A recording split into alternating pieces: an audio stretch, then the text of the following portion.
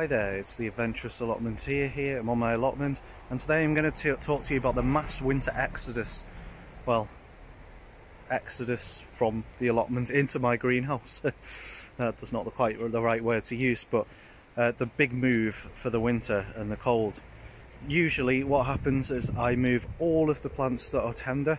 They're usually grown in pots. Some are like grown in the ground, but not as many.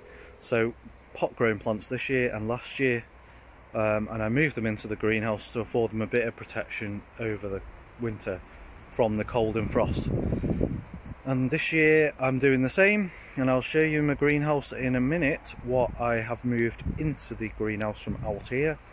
First of all, I want to say that last year I had a huge problem with space in the greenhouse because I put so many plants in the greenhouse that I couldn't move.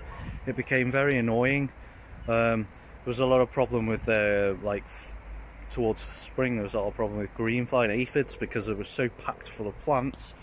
So this year I've decided not to put out as many to like have as many plants. So the plants that I intended to go elsewhere, like the community gardens down the road, I've planted them there as they were meant to be.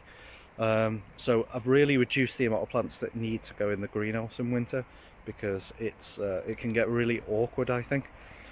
So yeah, I'll show you the plants out here that are yet to go in but will go in at some point, and then I'll show you the plants that I've already taken in.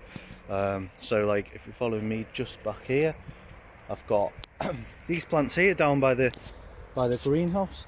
There's not many of them, but you can see they're just various assorted things like acacias, and there's a kangaroo apple there, and further on is some kufia, and then at the far end there's a yucca elephantipes or yucca gigantea.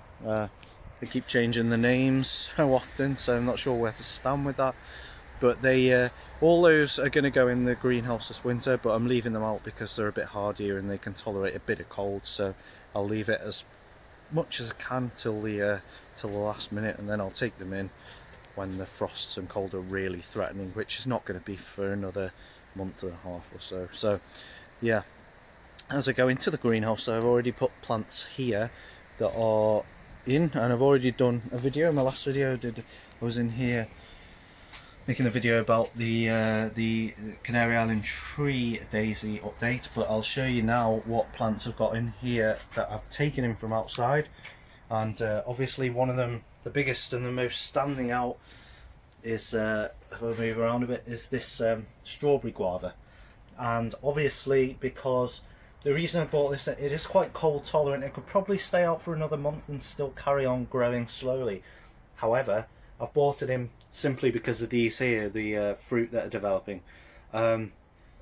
These are developing fruit. You can see them here.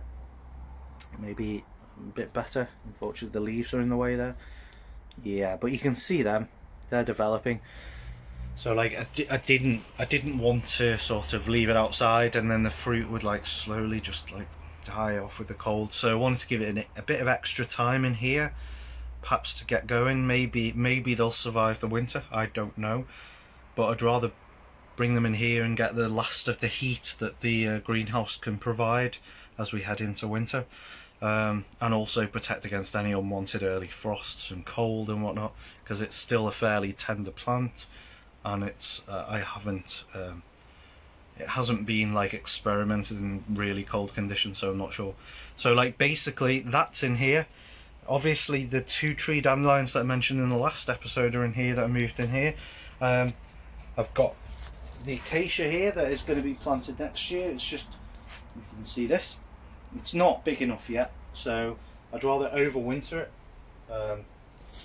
because obviously it could be left outside, probably no problems whatsoever, but I don't want to chance it, and it will probably benefit from a bit of extra growth before winter sets in proper. Same for this.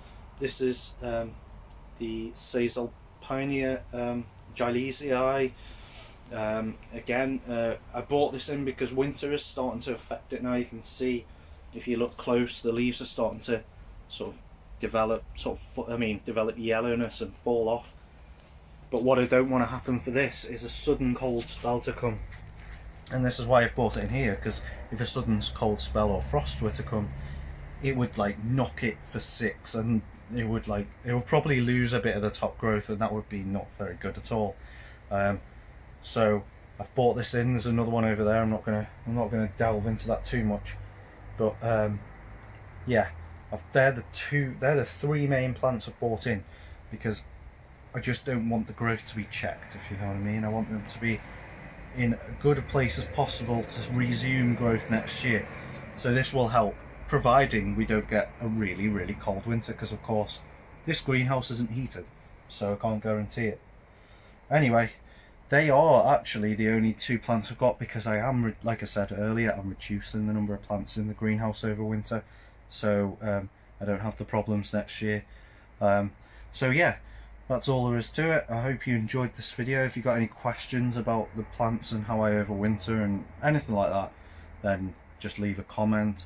Please like the video if you did. Share it with other people if they're interested in what I've got to say, potentially. And please subscribe if you haven't, because that helps my channel. Thank you very much for watching, and I'll see you next time for another episode.